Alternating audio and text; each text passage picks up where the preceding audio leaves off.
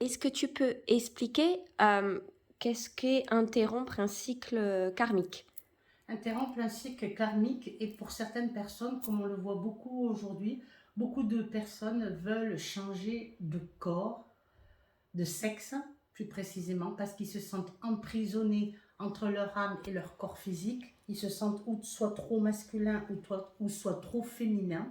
Ce qu'il faut savoir, c'est que même si on change de sexe et qu'on, par exemple, on s'incarne le corps d'une femme et qu'on veut devenir un homme, ou qu'on est un homme et qu'on veut devenir une femme, si on ne règle pas dans cette incarnation-ci le processus de vie que Dieu nous a envoyé, eh ben, la prochaine incarnation, vous le vivrez d'une façon comme d'une autre. Ça sera que reculer pour mieux sauter.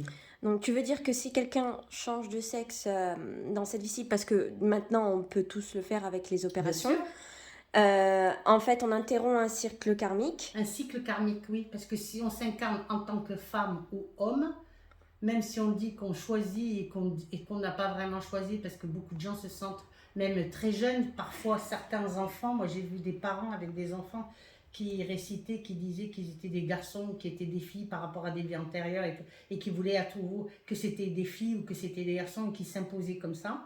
Eh bien, changer de sexe, déjà, c'est très difficile. On peut comprendre que la personne est soit très malheureuse et se sent emprisonnée dans son corps physique qui ne correspond pas avec l'âme de la personne, qui se sentira plus ou moins féminine ou masculine. Et donc, on interrompt le processus du karma.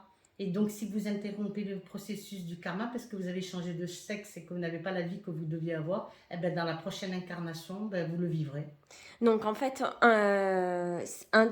interrompre le karma, forcer le destin, c'est obligatoirement, c'est-à-dire que si une personne devient un homme ou devient une femme alors qu'il est le contraire, il sera obligé de se réincarner Pour dans, pouvoir vivre la vie qu'il n'aura pas vécue. voilà, Tout à fait. dans tous les cas, il faudra y passer. Même si physiquement, parce que c'est vrai qu'aujourd'hui, vous avez certains hommes qui ont un physique très féminin ou des femmes qui ont un physique très masculin et qui se sentent plus yang que yin ou yin que yang, ben, le problème d'incarnation ne sera pas effectué. Donc si c'est pas effectué dans cette vie, ça sera reculé pour mieux sauter parce que la prochaine incarnation, vous le vivrez d'une façon comme d'une autre. Donc il vaut mieux dans cette vie-ci, euh, Accepter son corps, même si c'est difficile et qu'il faut travailler psychologiquement dessus, même si ce corps, vous le sentez mal et que vous avez l'impression que personne ne peut vous comprendre ou peut vous entendre ou peut vous accompagner sur ce chemin de la transformation.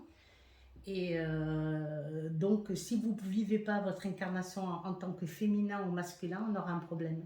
donc en fait, il vaut mieux terminer ici pour pas devoir, Le cycle de vie, oui. mais pour pas devoir recommencer. Pour pas devoir recommencer dans la prochaine incarnation suivante. C'est-à-dire qu'une femme veut devenir un homme, si dans cette vie-ci, cette personne se sent profondément yang, profondément homme, si elle se